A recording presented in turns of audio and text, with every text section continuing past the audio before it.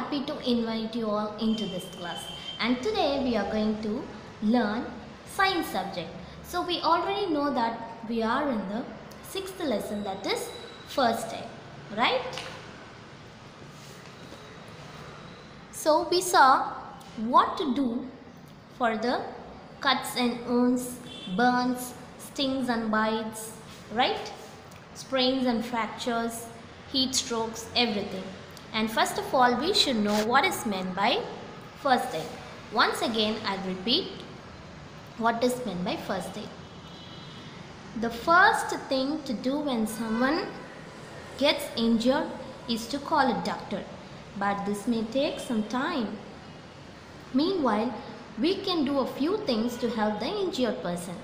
The help we can give an injured person is called first aid. First aid means the help that we are giving to an injured person.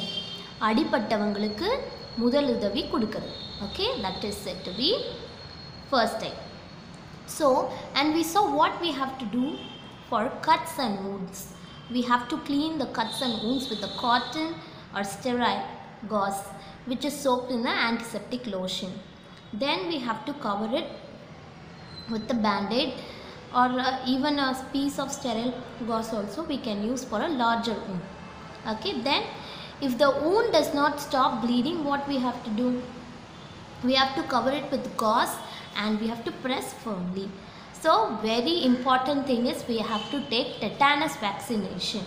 Okay, tetanus is a very dangerous disease. Next, burns. Cool the area with cold water or ice till the pain decreases. So cover the area with a sterile gauze or a loose bandage. We should not press tightly for burns and all. Okay, we should not apply any ointment, cream, oil, spray, anything. So few minutes, what happened? Few minutes later you will get blister, right? So next.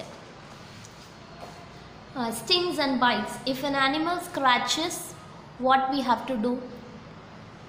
If animal scratches your body, what we have to do? First, we have to wash that area with the soap and water. Then cover that area with a clean bandage or handkerchief. Then we have to immediately consult the doctor. Okay. So, if we just left off without doing anything, what happens? We'll get a rabies disease, a disease name called rabies. Okay, for snake bites also I told you we should not let the people to sleep, lie down. We have to just place the hurted place to be still. Okay, so run to the hospital as soon as possible. Then if the sting of an insect, it will be very painful. We have to wash that area with cold water. Okay, then we can pull out that sting with the tweezer and we have to again wash that area. So we can apply ice pack or a plastic bag filled with ice cubes. Okay, this bring down the swelling. Okay, applying a paste of baking powder and calamine lotion also, it feels soothing. Next is sprains and fractures. We saw we have to make the person to sit or lie down as comfortably as possible, and we should give them support to that particular area with pillows or cushions.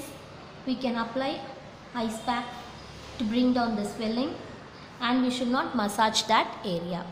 Next, heat stroke. How will you get heat stroke? When you are out in the summer for many hours, you'll get definitely heat stroke.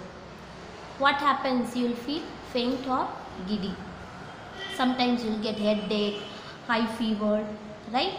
And you'll get, so your body will lose loss of water and minerals. So that condition, what happens? Your body will get dehydration.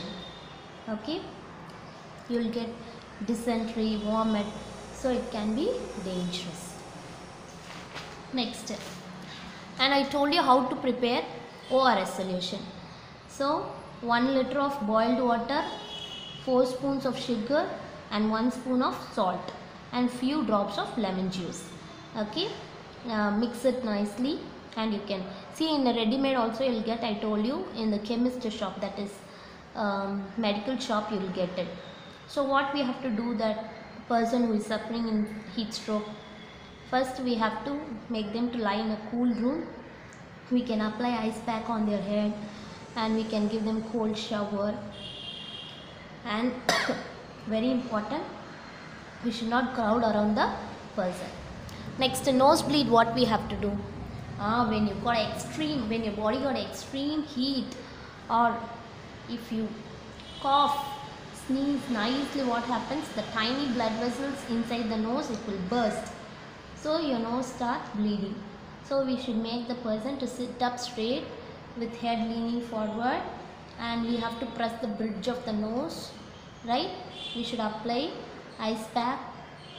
Okay, the person should not blow their nose. And today we are going to see choking. Okay, choking. When something blocks the windpipe, people cannot breathe, and they choke. Okay, when something blocks the windpipe, what happens, people, they cannot breathe. Okay, so they choke. So usually coughing helps to bring out whatever is blocking the windpipe. So when you got choke, what you have to do, you should cough. So when you cough, it helps to bring out whatever is blocking in the windpipe. But if it does not, you need to act fast. So even coughing also, it is not working, you have to do the following thing. First, stand or kneel behind the person. See, this person, he got choking, so you have to stand behind, pinnadi. You have to stand or kneel behind the person. Put your arms around the person's waist.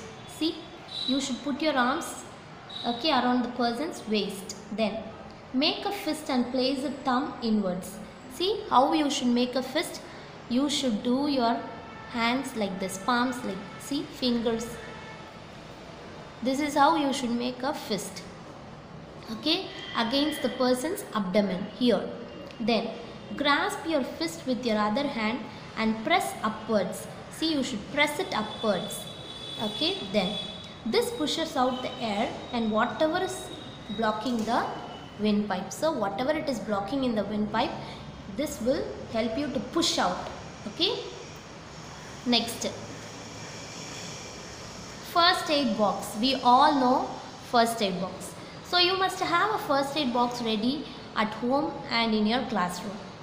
So we are not in the classroom, you all know that. See, in your home, definitely you should have first aid box. Use any clean box with a lid. Definitely the box should be very clean, and it should have lid. Okay, it should have an antiseptic lotion first, scissors, tweezers, bandages, band-aids, calamine lotion, sterile cotton and gauze, and some clean cloth. So do not keep medicines in the first aid box. Underline this, very important one. We should not keep any medicines in the first aid box. Make a list of the phone numbers of people you can call for help and stick it on the box. Very important. Okay. So you can also keep a thermometer in the box. The tube inside a thermometer has a small bend which does not let the mercury come down. See, even a thermometer you can have. So when you consult a doctor, the doctor will be having thermometer, right, to check your temperature. So thermometer inside the tube, no, there will be a small bend. So that bend, it helps the mercury not to come down. So give the thermometer a couple of sharp jerks to bring the mercury down. See, you might have noted down that doctors, they used to do the thermometer like this, sharp jerk to bring down the mercury. Then place the bulb of the thermometer under the tongue and wait for a minute. So doctor will be, what he'll be doing, he'll just place the thermometer under the tongue and he just asks us to close our mouth for a minute. Take the thermometer out of the mouth after a minute. If the mercury rises past the arrow marked on the glass, see there will be an arrow on the glass. So if it is raised, what happens? You have a fever.